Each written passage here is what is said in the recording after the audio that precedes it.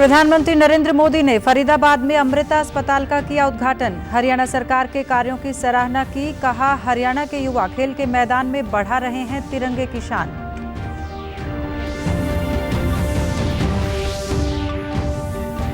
प्रधानमंत्री ने मोहाली में कैंसर के होमी जहांगीर भाभा अस्पताल और अनुसंधान केंद्र का किया उद्घाटन। कहा, पिछले 8 सालों में 200 से ज्यादा नए मेडिकल कॉलेज बनाए।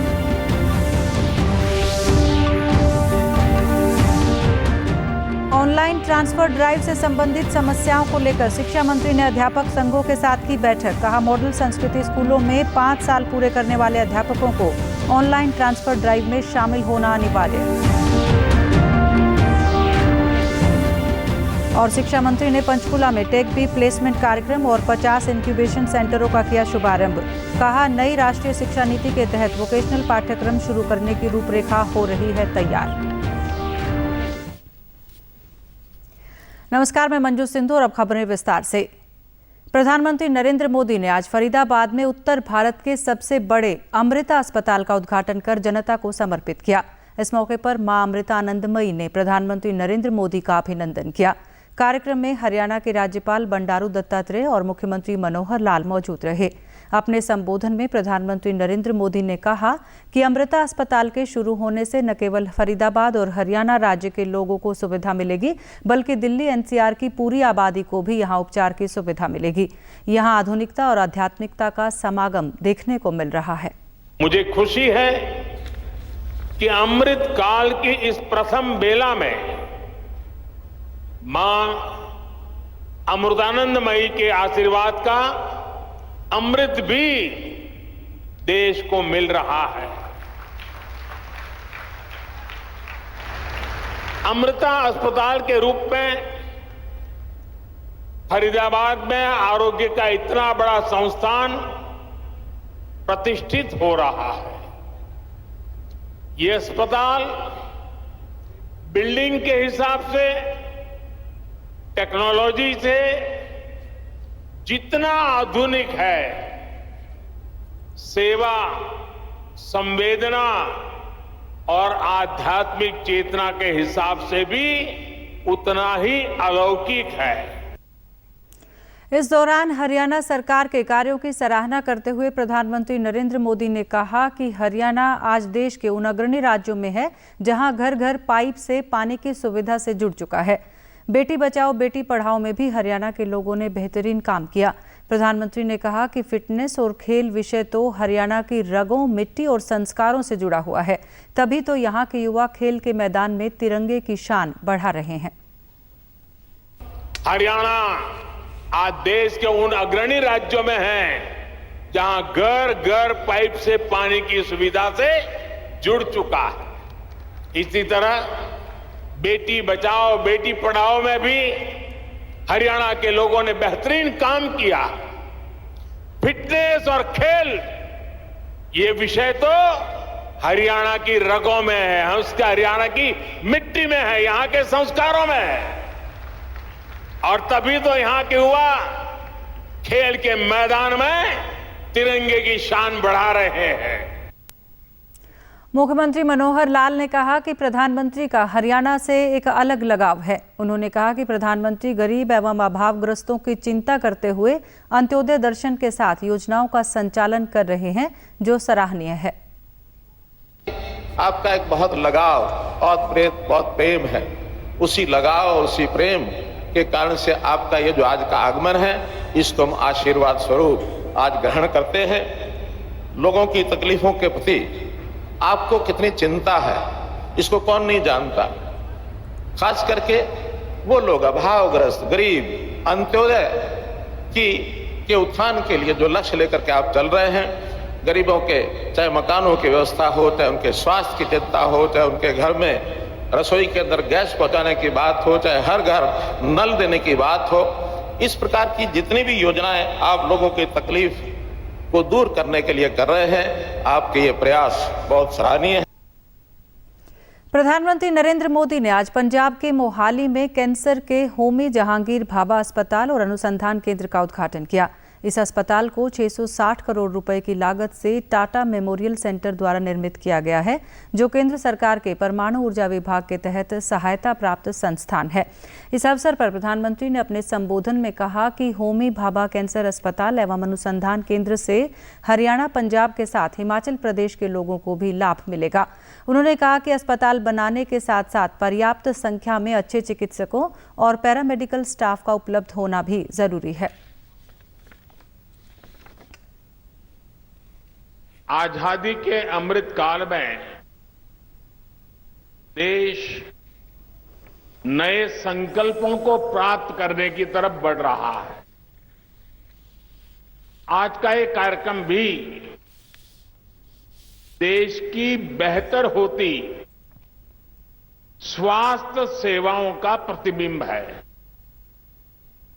होमी भाभा कैंसर अस्पताल और रिसर्च सेंटर से पंजाब, हरियाणा के साथ ही हिमाचल प्रदेश के लोगों को भी लाभ होने वाला है।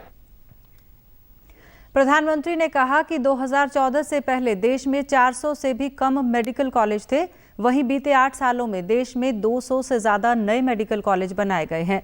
उन्होंने कहा कि बीते 8 वर्षों में देश में होलिस्टिक हेल्थ केयर को सर्वोच्च प्राथमिकताओं में रखा गया है। बीते 8 वर्षों में देश में होलिस्टिक हेल्थ केयर को सर्वोच्च प्राथमिकताओं में रखा गया है। भारत में स्वास्थ्य के क्षेत्र में जितना काम पिछले 7-8 साल में हुआ है, उतना पिछले 70 साल में भी नहीं हुआ। प्रदेश के शिक्षा मंत्री कंवर पाल ने कल चंडीगढ़ में विभिन्न अध्यापक संघों के पदाधिकारियों के साथ बैठक की और ट्रांसफर ड्राइव से संबंधित समस्याओं का मौके पर ही निपटान किया।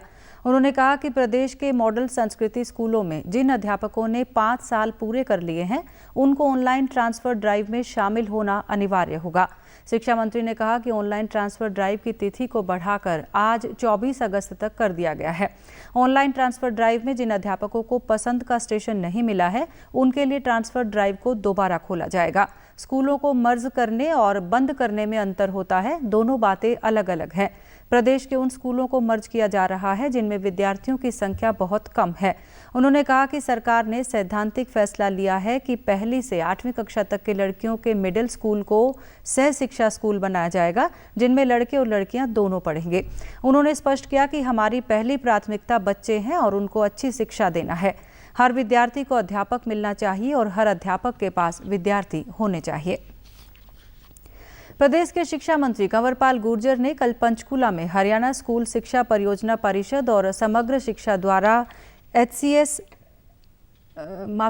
HCL टेक्नोलॉजी के सहयोग से टेक बी प्लेसमेंट कार्यक्रम तथा 50 इंक्यूबेशन सेंटरों का शुभारंभ किया।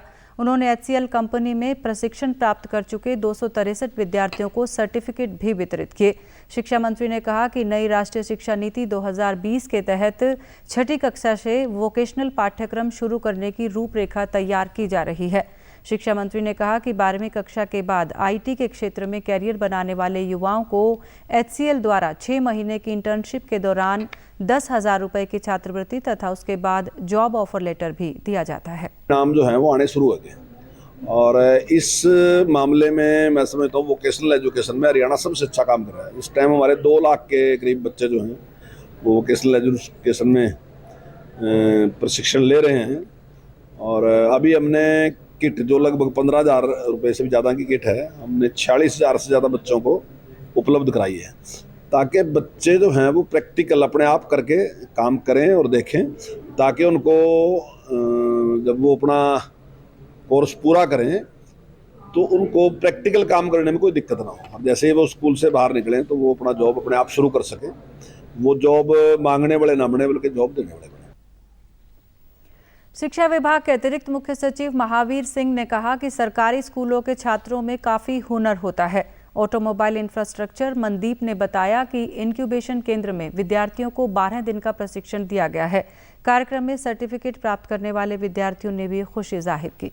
आप अपना रोजगार चालू करना चाहेंगे तो किस तरह से समाज में आपको किन बातों का ध्यान रखना चाहिए, कहां से आपको फाइनेंस मिलेगा, कहां से आपकी इस ट्रेनिंग का फायदा लेकर आप अपना व्यवसाय चालू कर सकते हैं, कौन से आपके कस्टमर होंगे, उन कस्टमर से आपको कैसे पेश आना है, किस तरह की आमदनी हो सकती है। इस ऑटोमोबाइल लैब में, इंक्यूबेशन सेंटर में हम बच्चों को 2 व्हीलर और 4 व्हीलर की गहराई से जानकारी दे रहे हैं और प्रैक्टिकल यहाँ पे ज़्यादा से ज़्यादा किया जा रहा है बच्चों द्वारा।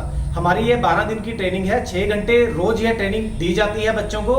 इस ट्रेनिंग को करने के बाद बच्चे अपने घर पे खुद अपने वाहन की सर्विस कर सकते हैं और कर भी रहे हैं।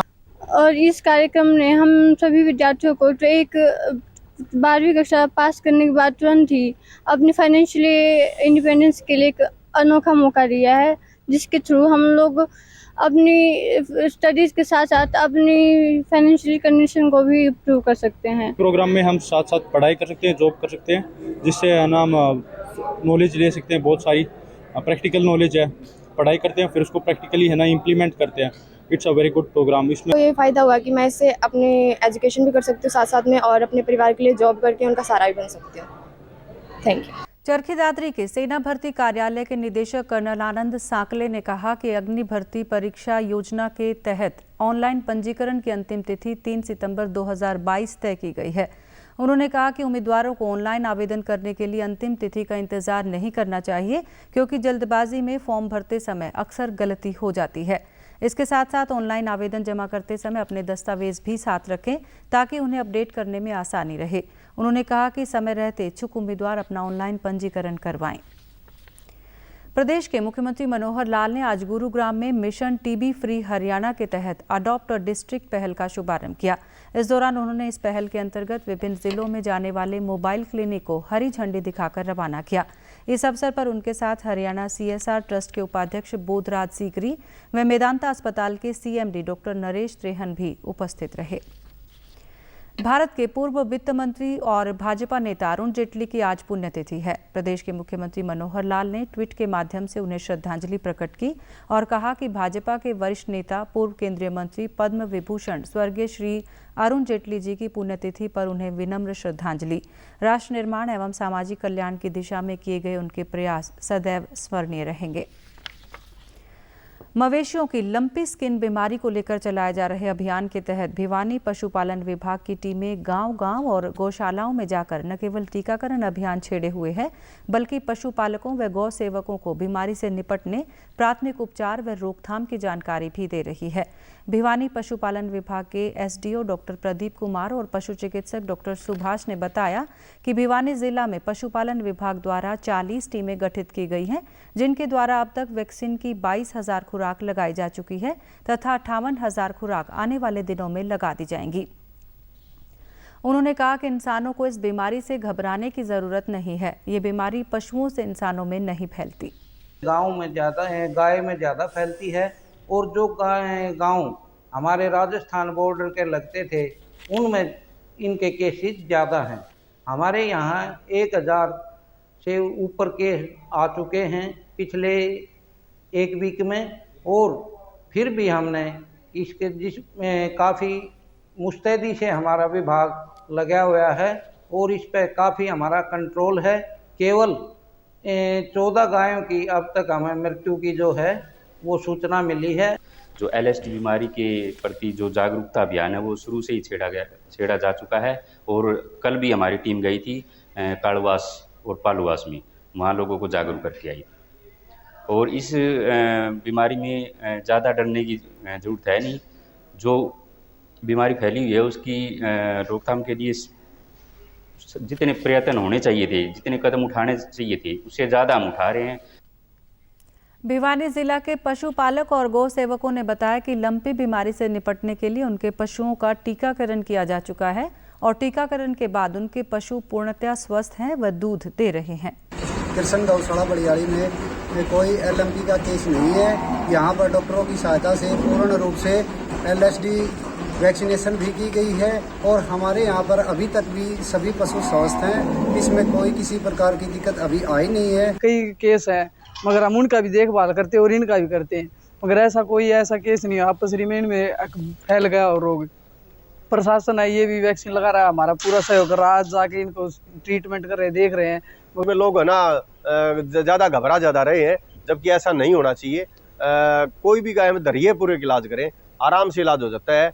और रही बात ये बीमारी फैलने वाली बीमारी है, हमारे पास सबूत है, हमारे पास और भी गाय हैं जो संक्रमित गाय हैं, वो हमने अलग रख रखी है हालांकि जो प्रशासन की गाइडलाइन के उस हिसाब से, और हम उनके पास भी जा रहे हैं और हमारी इन गायों के पास भी आ रहे हैं।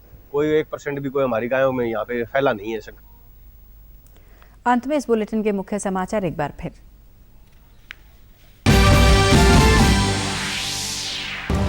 प्रधानमंत्री नरेंद्र मोदी ने फरीदाबाद में अमृता अस्पताल का किया उद्घाटन। हरियाणा सरकार के कार्यों की सराहना की। कहा, हरियाणा के युवा खेल के मैदान में बढ़ा रहे हैं तिरंगे की शान। प्रधानमंत्री ने मोहाली में कैंसर के होमी जहांगीर भाभा अस्पताल और अनुसंधान केंद्र का किया उद्घाटन। कहा, पिछले 8 सालों में 200 से ज्यादा नए मेडिकल कॉलेज बनाए।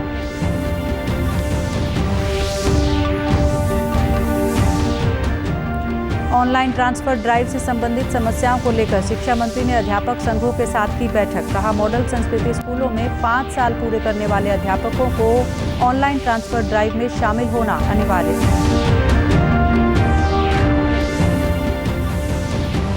और शिक्षा मंत्री ने पंचकुला में टेक प्री प्लेसमेंट कार्यक्रम और 50 इंक्यूबेशन सेंटरों का किया शुभारंभ। कहा, नई राष्ट्रीय शिक्षा नीति के तहत वोकेशनल पाठ्यक्रम शुरू करने की रूपरेखा हो रही है तैयार। समाचारों में आज के लिए इतना ही। नमस्कार।